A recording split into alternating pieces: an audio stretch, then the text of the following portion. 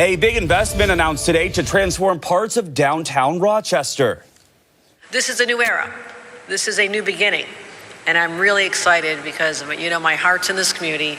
I cannot wait to see what the Revitalize Rochester revival looks like. And today, it all begins. People have to see that things are happening and have to know that people are listening to them.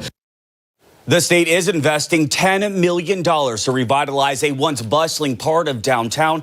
Good evening, I'm Chase Hochul. The money will go towards renovating and repurposing historic buildings and building on empty lots in the center of the city. 13 WHAM's Carla Rogner reports on the impact this project could have on downtown. Yes, city leaders are calling these projects game changers. The hope is the projects will continue the momentum of re-energizing the city, making it a more attractive place for residents, tourists, and businesses. These buildings at the corner of East Main and Clinton Avenue will finally get the makeover that's been discussed for years. The downtown revitalization plan calls for this space to be renovated into middle-income housing units and shops. It's across the street from Sibley Square, which has seen success in its own efforts to restore the historic building into apartments, restaurants, and retail space. The spaces that are left to be developed are literally the spaces that are looking at the property that was announced today that's getting the $10 million investment. So all of a sudden, the people who are going to rent those spaces now have something pretty to look at.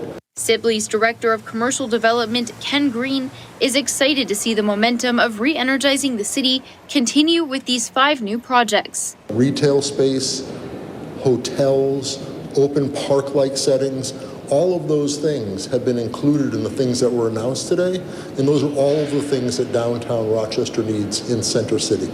The revitalization plans also call for renovating the historic Edwards building into apartments and commercial space. The Main Street building, once home to the Kresge department store, will be built into a boutique hotel and restaurant. There's also money to develop Alta Vista, a mixed-income building which will be built on 4 vacant lots at Franklin and Pleasant Streets. It will include housing for survivors of domestic violence. Funding will also go towards creating public outdoor space between St. Paul Street and Clinton Avenue. I just love to see it. Jamie Baranchik just moved to the area. He's excited to see this investment in his neighborhood. Yeah, just with all the different pockets of the city and all the people kind of moving away from the city and a lot of the housing kind of being run down in the city, it's nice to see him restore some of these and kind of getting the apartments back up to date and having all different kinds of people move back in. Chamber President and former Mayor Bob Duffy says these 5 projects could be transformational in reinvigorating downtown. But you're going to keep the historical flavor of those buildings and the ones that really you want to keep. And then you're going to just transform them. It's going to be beautiful.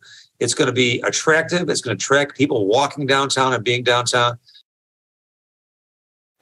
The $10 million is being split between these 5 projects, with the largest chunk going towards rehabbing the corner of Main and Clinton. These projects are expected to be complete between 2023 and 2024. The trial is now underway in a legal battle over a Whole Foods store coming to a Brighton plaza. Good afternoon, I'm Chase Hochul. Opening statements and testimony began in a Rochester courtroom today over the controversial Whole Foods project. The lawsuit comes from community members who've been challenging the size of the plaza with concerns their grocery store would take over a nearby public access trail. 13 WHAM Cheyenne Walker was in the courtroom this morning and has more. Cheyenne? Chase, years of debate over this Monroe Avenue project are now being presented to a judge in a non-jury trial. Attorneys filled the state Supreme Court room representing multiple entities, including Clover Allen's Creek Neighborhood Association, Brighton Grassroots, the town of Brighton, and Daniele Family Companies. It's been a long journey, and we're happy to be here. And over the next 2 to 3 weeks, we'll hopefully get a positive decision. In opening statements, the plaintiffs presented 2 claims. One, that the town must give the public an opportunity for the community to petition for a town-wide vote. And secondly, the town and developers must get state legislature approval before giving parkland or land for public recreation away for commercial use.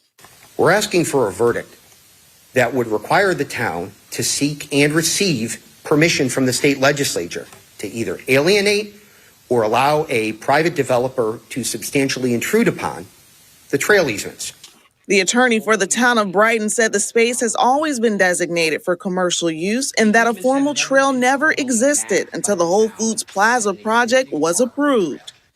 Reality, as can be shown on the slide, is that this area in question was a commercial corridor comprised of an office park, bowling alley, restaurants, and other businesses.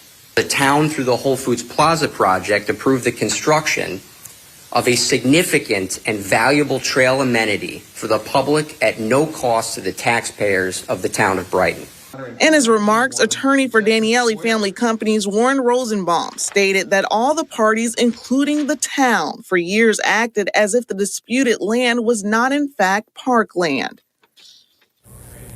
Testimony in this trial is expected to continue for up to 3 weeks. The court will hear from the current Brighton Town Supervisor, Town Planner, Town Park Superintendent, and others.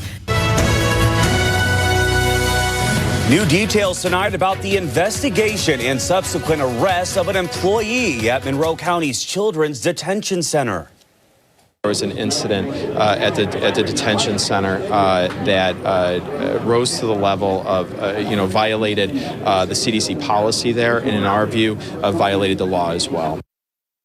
Good afternoon. I'm Chase Howell. A now former employee at the Monroe County Children's Detention Center is charged with endangering the welfare of a child after deputies say an investigation found he allowed 2 juvenile detainees to fight at the detention center. 13 WHAM's Jackie Napier has more about the arrest of now former Monroe County employee John Canu. Jackie?